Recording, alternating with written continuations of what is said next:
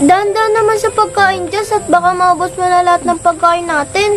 Oo nga, Jess, ang takaw mo. Bahala kayo dyan, basta ako kakain. Kasalanan ko bang hindi ako kumain ng almusal? Snacks lang yan, di almusal, Jess. Ano ba yan?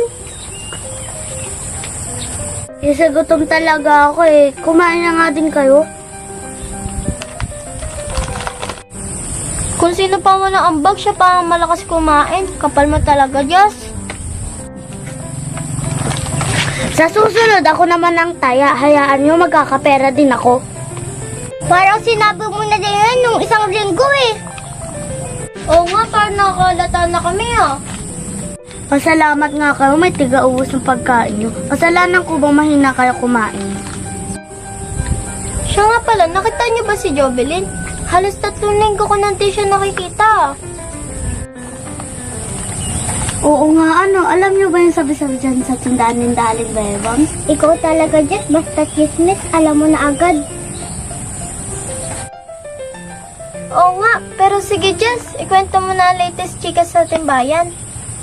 Ganito kasi yun, kaya biglang nawala si Jovelyn ay.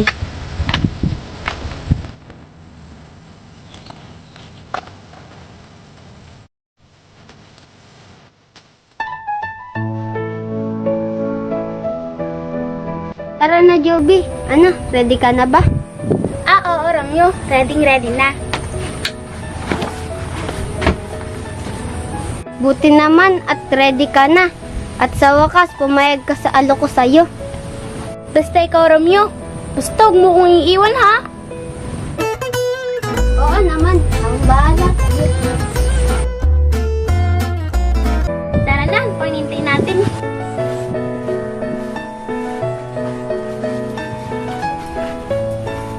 Ayun, sumama daw siya kay Romeo. Oo, ganun nga. Usap-usapan dito sa baryo natin. Sigurado ka ba dyan, Jess? Di naman ganun si Joby eh. Matagal na natin siyang kilala. Di naman siya ganun eh. Oo nga, hindi naman siya ganun. Ito Pansil ka, di ba sumama siya kay Romeo? O tapos, ano nangyari? Itong sumusunod sa nasagap kong chika. At Joby, ikaw na bahala sa mga anak natin. Aalis na ako. Matagal akong mawawala.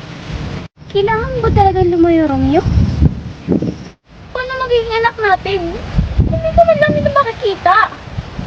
Ayan, ano, para sa magiging anak natin.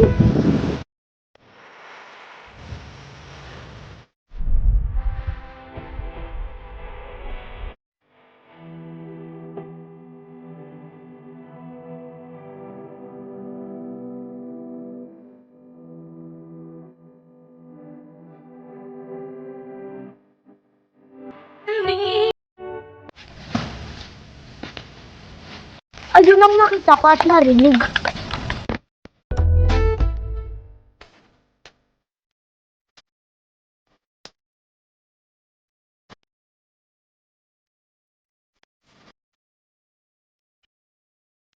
Ha? Nagasahan na pala si Joby. Ang bilis naman. Sigurado ka ba dyan, Jess? Oo nga, baka nag-iimbento ko lang ha. Kitang-kita ng dalawang malaking mata ko at rinig na rinig ng dalawang malaking tainga ko. Sigurado ako. Oh, talaga? Ano nangyari kay Joby ngayon? Ito ang matindi dahil iniwan daw siya ni Romeo mag-isa. Ito ang nangyari sa kanya.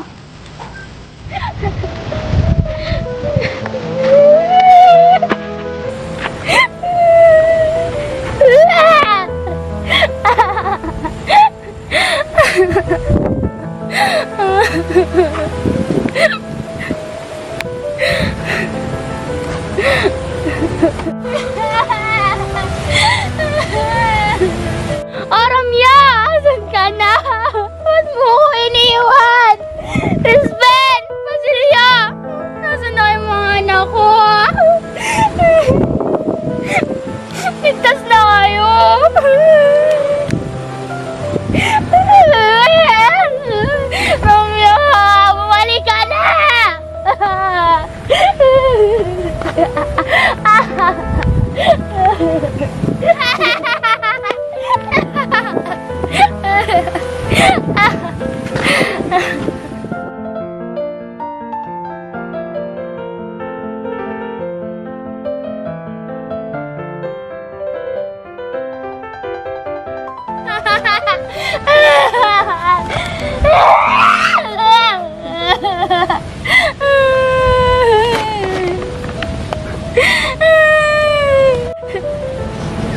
Ayun, di padating sa sasakyan.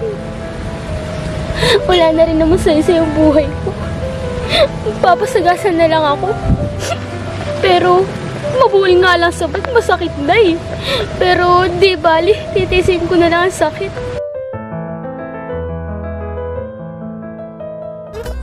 Ayun, hindi kinaya ni Joby. Nalungkot na baliw si Joby. Kawawa naman si Joby, ba't nagkaganon? Dahil siguro iniwan talaga siya ni Romeo. Malungkot talaga siya. Baka hindi naman totoo yan. Totoo yun at ito ang pinakamatindi sa lahat. Magugulat kayo. Ha? Ibig sabihin may nangyari pa masama kay Joby?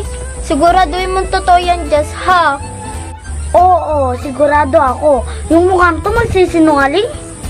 Oo, just parang dismayado ako sa kwento mo eh. Oo nga, parang hindi kasi kapaniwala eh. Maniwala na kayo kasi yan ang totoo. At ito bang pinakamalalang kwento sa kanya at magugulat kayo. Ang tadhana! Kailabit mo sa akin! Sa dami-dami ang tao, bakit ako pa? Mas mabuti mawala na lang ako sa hunda!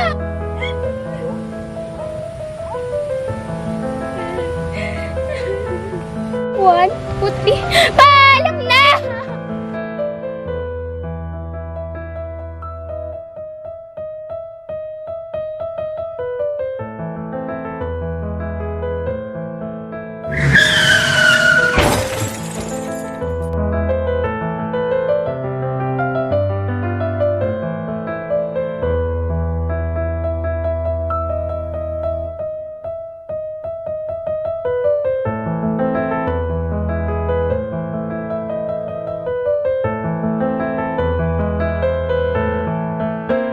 Ang chikang masagap ko sa tindahan, kawawang Joby. Rest in peace, Joby, sumalangit ng kaluluwa. Ano ba yan, Jess? Pinatay mo kagad si Joby? Baka nagkakamali ka? Oo nga, just dapat di mo kinikwento yan. Alam mo, Carla at Lorraine, ito ang balita sa baryo natin. Kaya dapat alam nyo. Kawawa naman si Joby. Namimiss ka na namin, Joby. Teka, saan nilibing si Joby? Inilibing siya sa lupa. Oo, yun. Siyempre, hinukay at doon na nilagay yung bangkay niya. Labas na yung buto niya eh. Nakita mo pa din yun? Hindi ko nakita. Kunento lang sa akin ni Marites yun. Naniniwala ka naman. Nakakagulat yung mga kwento mo, Jess eh.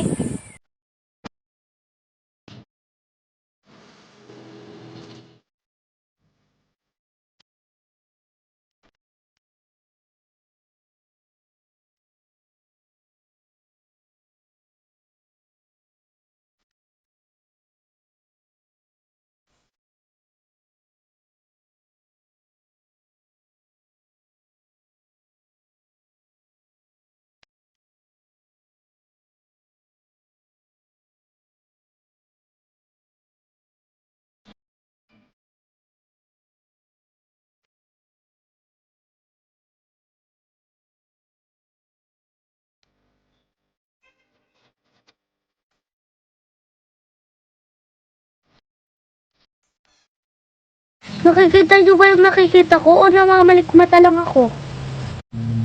Nakikita ko din. Multo pa ni Joby ang nakikita nyo? Minumulto tayo ni Joby kasi pinag-usapan natin siya. Ano bang muntong sinasabi niyo? Boy na boy si Joby, oh.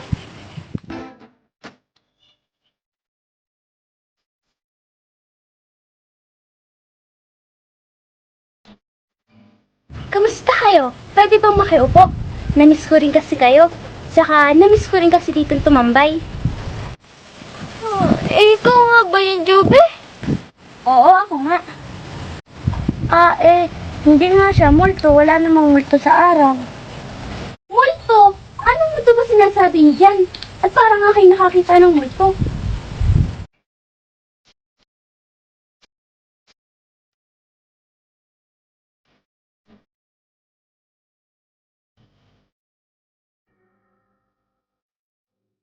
Wala, Joby. Sige, upo ka muna. Namiss ka namin. Oh, kamusta naman kayo? Joby, may tanong kami sa'yo.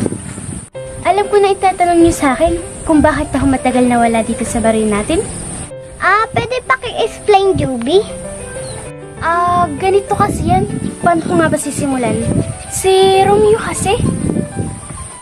Di ba si Romeo? Di ba sumama ka kay Romeo, di ba?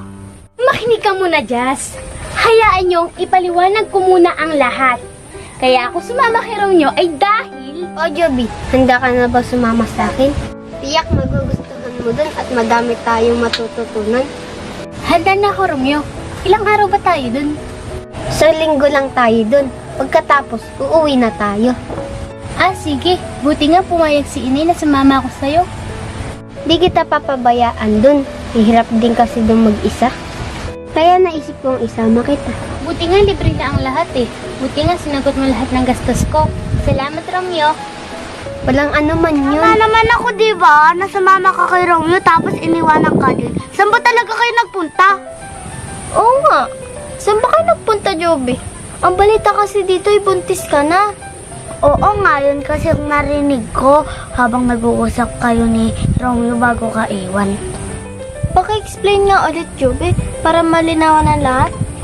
Chismis talaga, ang bilis kumalat. Sige na nga, sasabihin ko na.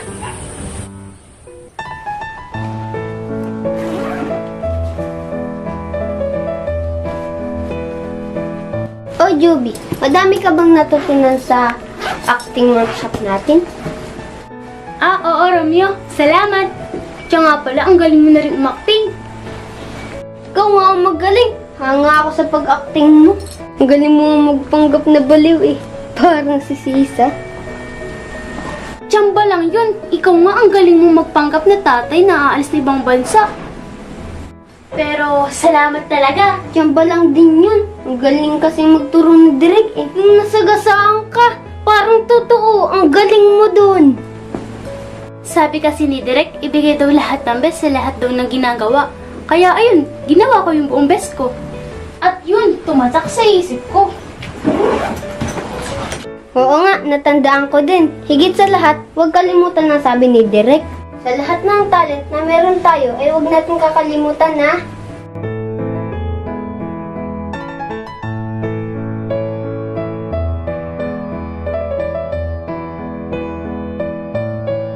Ibalik natin ang pinakamataas na pagpupuri at pagpapasalamat sa ating Diyos! Kaya mas lalo pa tayong gumagaling, di ba? Kasi hindi natin nakakalimutan ng Panginoon natin. natumpak mo, Joby. Sige, baka hinahanap ka na ng nanay mo. Joby, tara na. Tayo na, Romeo. Ano na nga ang nangyari, Jazz? Ibig sabihin, acting lang lahat ang nakita at narinig ko. Sorry, Joby. Ayan, Jess, kaya sa susunod, alamin mo muna ang katotohanan bago mo i-chismis. Hindi naman masama magchismisan at magkwentuhan. Pero 'di ba, mas maganda kung sarili nating mga buhay ang uunahin natin na aayusin bago natin pag-usapan ang buhay ng ibang tao. Tama ka dyan, Joby. Kasi naman, Joby, pwede mo naman kami i-text o tawagan. A-attend ka pala ng workshop. Bakit di mo ginawa? Oo nga naman, Joby. Para di din kami nag-aalala sa'yo at di ka napagchismisan ng buong baryo. Gusto ko sana kayo surpresahin. Diba sabi nga, work hard in silent? Kaya tinago ko na lang lahat. Ang galing-galing mo naman umakting, Joby. Kala ko tunay na ang lahat. Pero bakit yung masagasaan ka, walang camera? Oo nga, paki-explain nga, Joby. Yun kasi ay challenge namin ni Direk na umakting daw in public. At kung may makakapansin daw ba sa acting ko. At nung na-acting ako, si Romeo nakatago habang nagkakamera. Ganun pala yun. Napaka-humble mo naman, Joby. Diba sabi nga, kung sino nagpapakumbaba ay siyang itinataas. Ngunit, ang nagmamakataas ay binababa. Kaya dapat stay humble lang tayo lagi ha. Kahit ano pang marating natin sa buhay natin. Tama ka dyan, Joby. Kaya ikaw, Jess, di dapat puro chismis ang natupag mo. Pati kami napapaniwala mo. Oo nga, pati buhay namamatay dahil sa chismis. At yung nagsisikap sa buhay, naging buntis dahil lang sa chismis. Patawad sa kasalanan ko, Joby. Simula ngayon, gagayahin na kita. Sorry talaga, ha. Wala na sa akin, Jess. Ang mahalaga nakita mong pagkakamali mo at nagsisisi ka na sa mga ginawa mo. Kaya wag mo nang uulitin yun, ha? Basta magbabago ka na, Jess, ha? Promise, magbabago na talaga ako, Joby. Sige, sabi mo yan, Jess, ha? Ano pa hinihintay niyo? Mag-group hug na tayo. Para friends ulit tayo.